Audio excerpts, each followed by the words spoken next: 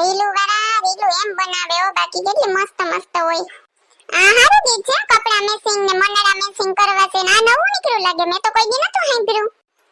મારે કપડા મેચિંગ કરવા છે, હો હો હો હો.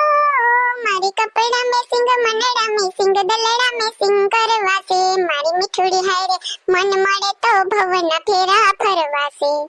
મારી મીઠુડી હારે મન મળે તો ભવના ફેરા ફરવા છે. અરે અમારે ભવના ફેરા ફરવા, પણ અમને કોઈ ઘરની બહાર નથી લઈ જતું. ક્યાંથી ફરે ભવના ફેરા? એ વેખલી ની હું દાંત કાઢે બેઠી બેઠી. એ કોઈ નહીં, હવે આ તો મોબાઈલ માં હું રીલું જોતી હતી ને એટલે હું આવે. હા હું તો તને બહુ આવડે, મને ખબર છે. તે તમે ક્યાં કઈ લઈ આવ્યા ના, એમને એમ ધોઈ આવ્યા? તમને સામાન લેવાનું તો કીધું તું. એ વેખલી ની પેલા તું મોબાઈલ માંથી ઉસું તો જો. બધું લઈને આવ્યો ને રસોડામાં બધું મૂકી દીધું. હા રીલું માંથી ઉસી ન થાવતી તો હે હાસુ. પણ મોડું કાં થઈ ગયું તમારે એટલું બધી? અરે આ તો સકુડીનો ફોન આવ્યો તો ને, તો સકુડીને લેતો આવ્યો ભેગા ભેગ.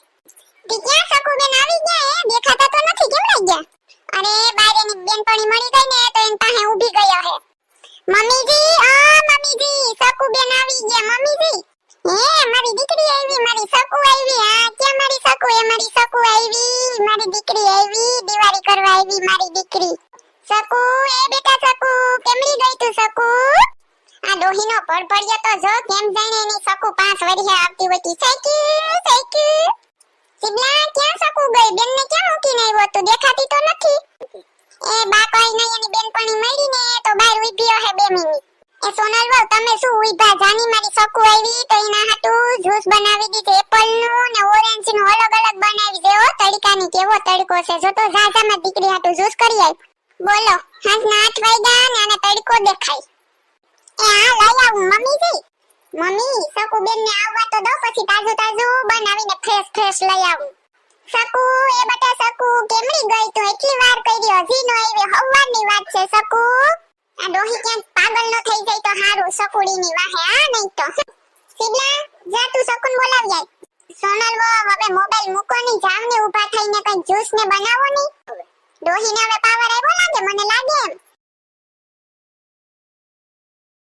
એ આય ભાઈ સકુ આય બટા, ક્યાં હતી અટાણ સુધી તું? તારો ફોન આવ્યો તો એનું મને થોડું કે હક નતું થાતું, હાવ ગમતું જ નતું તારા વિનાનો. એ જય શ્રી કૃષ્ણ મમ્મી ક્યાંય નહીં, જો પૂગી ગઈ ને હવે તો હું તમારી પાસે જ રહેવાની છે 15-20 દિવસ. એ બાપા રે 15 દી રોકાવાની છે તો તમારું પૂરું. એ આવો આવો સકુબેન, જય શ્રી કૃષ્ણ. એ જય શ્રી કૃષ્ણ સોનલ ભાભી.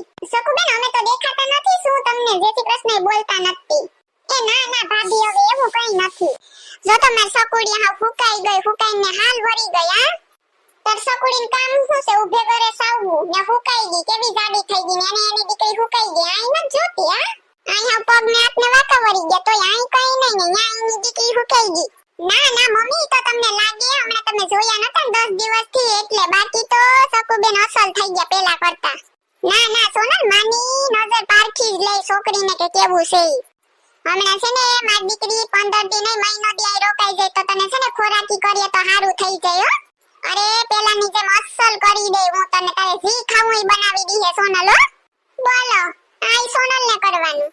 સકુ બેટા તારો સામાન કેમનો ગયો? એ મમ્મી હજી તો ગાડી ડેકીમાં પડ્યો.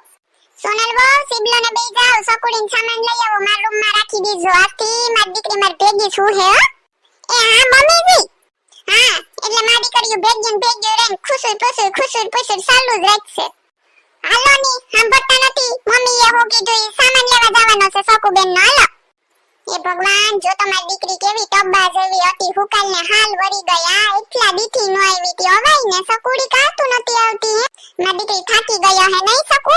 હાલ મારી દીકરીને ભૂખે લઈ ગયો હે. હું ખાવું દીકરી તારે?